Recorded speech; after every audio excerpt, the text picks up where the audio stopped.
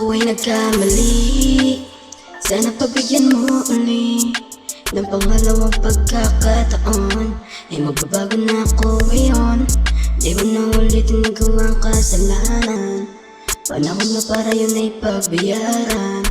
Apupunan ng pagkukulang, kaya sana mapagbigyan. Pagbigyan, dahil ako'y nagsisisi. Nagsisisi na. Kung nakasakit, baby sorry.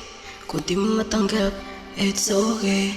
Kasi minadong may mali, kaya sa magpatawad mo muli.